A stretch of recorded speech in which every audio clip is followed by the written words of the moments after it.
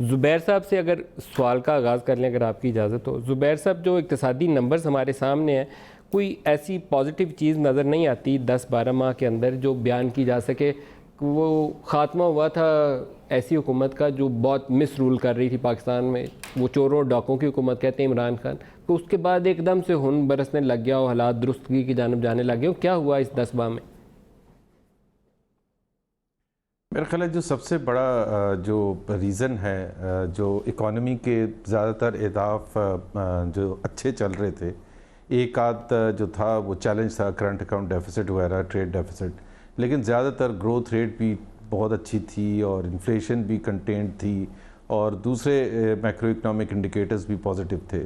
میرا خیال ہے جو سب سے خراب چیز کی گئی ہے وہ بیڈ ماؤتھ جس کو کہتے ہیں پاکستان کی اکانومی کو کیا گیا ہے. پی ٹی آئی کی حکومت، حالانکہ ان کو خیال نہیں رہا کہ وہ الیکشن میں جتوا دیے گئے یا جیت گئے یا جو بھی اس کو کہہ لیں، ایک دفعہ بیٹھ گئے تھے تو وہ پچھلے لوگوں کو بھول کے آگے کی بات کرتے اور پاکستان کا پازیٹیو امیج کریٹ کرتے، ایک فیل گڈ فیکٹر کریٹ کرتے، ایک مومنٹم کو جاری رکھتے.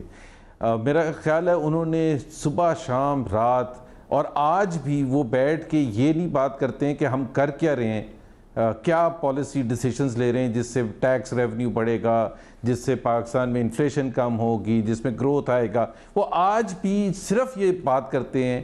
ہماری اور ان کی جب بحث ہوتی ہے ہر روز رات کو کہ جی پچھلا کتنا خراب تھا. اگر ان کے پاس آنسر ہی نہیں ہے، ایک تو they were not prepared، ان کو کوئی اندازہ نہیں تھا. اور جولائی 2018 میں ندیم انہوں نے اپنا مینیفیسٹو دیا تھا، اکنامک پلان دیا تھا. اس وقت اگر آپ پوچھیں کہ آپ کے پاس کون سا نمبر تھا جس کی آپ کو علم نہیں تھا اور کیوں نہیں تھا آپ کو علم؟ آپ کو کیا کرنٹ اکاؤنٹ ڈیفیسٹ نہیں پتا تھا؟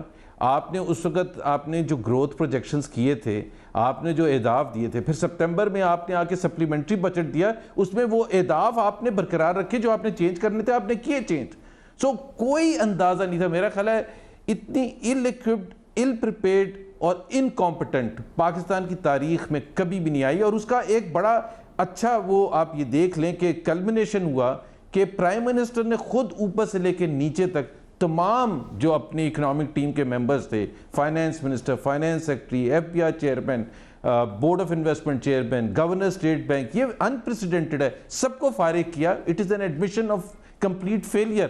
تو اب جو نئی ٹیم لائے ہیں ان کا اگر پچھلا ریکارڈ دیکھیں تو اس سے تو کوئی امید نہیں ہے. اور اہداف دیکھیں آگے آنے والے مہینوں میں اور سالوں میں تو میرا خیال ہے مشکلات میں اضافہ ہی ہوگا.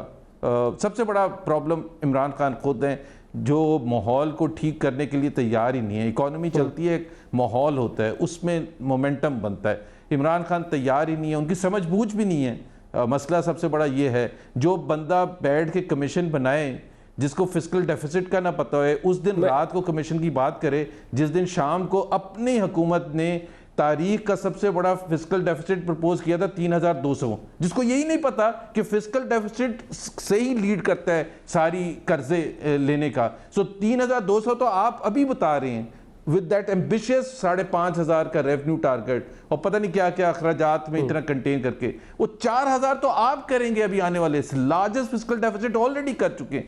ایک پرائم منسٹر کو اگر اتنا اے بی سی نہیں پتا اور اس کے لیے وہ کمیشن بنا رہا ہے تو پھر پاکستان کا تو میرا خیال ہے دعائیں کرنی چاہیے ہمیں.